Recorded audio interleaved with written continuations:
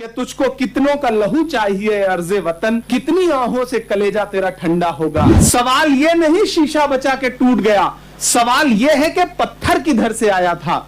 आज लोग इस पर चर्चा कर रहे हैं कि सरकार ने वायुसेना के विमान से पेपर जो है वो केंद्रों तक पहुंचाया। मैं तो सरकार से कहना चाहता हूं कि मैं अवध क्षेत्र से आता हूं और वहां एक कहावत है कि डायपर बदलने से दस्त नहीं रुकते हैं। सरकार को यह बात समझनी पड़ेगी कि थर्मामीटर बदलने से बुखार नहीं उतरता है, उसके लिए इलाज करना पड़ता है। ये जो पेपर लीक हो रहा है, ये करने वाले लोग आपकी प्रणाली के अंदर बैठे हुए हैं, सिस्टम के अंदर बैठे हुए हैं। सीबीआई जांच सही से करवाइए, उसके पूरे के पूरे तार कहीं ना कहीं प्रणाली के अंदर बैठे हुए लोगों से जुड़े हुए हैं। इसलिए कांग्रेस पार्टी, हमारी लीडरशिप, राहुल गांधी जी देश के अलग अलग शहरों में छात्रों से संवाद करने जा रहे हैं। कोटा में वो ऑलरेडी छात्रों से संवाद कर चुके हैं। उसके बाद उनका कार्यक्रम पटना का है, इलाहाबाद का है, बेंगलुरु का है, दिल्ली का है और फिर फाइनली 9 अगस्त को, 9 अगस्त एक क्रांति का दिन है, 9 अगस्त को हम पूरे देश के छात्रों से, युवाओं से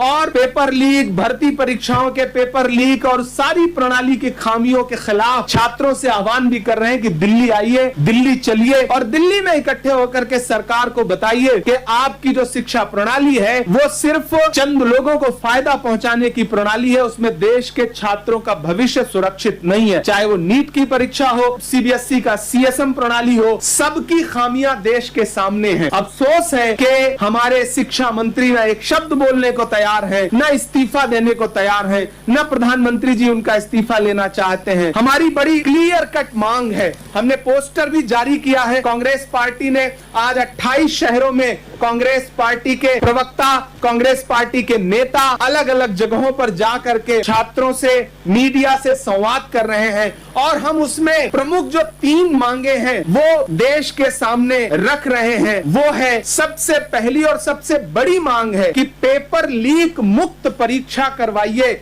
और जवाबदेह व्यवस्था बनाइए। ऐसे काम नहीं चलेगा कि जब आपके ऊपर आरोप लगे कि पेपर लीक हुआ और 23 लाख बच्चे एक अलग तरह की मानसिक पीड़ा से गुजरे हैं और उसमें कई बच्चों ने, दर्जनों बच्चों ने आत्महत्याएं की हैं। उन आत्महत्याओं का जिम्मेदार कौन है? पेपर लीक करने वाले लोग सिर्फ छोटी मछलियों को मत पकड़िए, उन मगरमच्छों को भी पकड़िए जो आपकी सरकार के अंदर बैठे हुए हैं, ताकि उन बच्चों की आत्मा के साथ इंसाफ हो सके जिन्होंने आपकी भ्रष्ट व्यवस्था से निराश होकर के आत्महत्या कर लिया। पहली मांग है हमारी कि पेपर लीक मुक्त परीक्षा कैसे हो सकती है, इसको सुनिश्चित करिए और जवाबदेह व्यवस्था बनाइए। दूसरा जो सबसे बड़ी डिमांड इस समय पूरे देश के छात्रों की तरफ से आपको सुनाई पड़ेगी वो ये है कि हमारे जो भ्रष्ट शिक्षा मंत्री महोदय हैं धर्मेंद्र प्रधान जी, वो अविलंब इस्तीफा दें, बिना एन केन प्रकारेण किंतु परंतु, सीधे उनका इस्तीफा देश को चाहिए, देश के छात्रों को चाहिए, उससे कम पे कुछ भी स्वीकार नहीं है।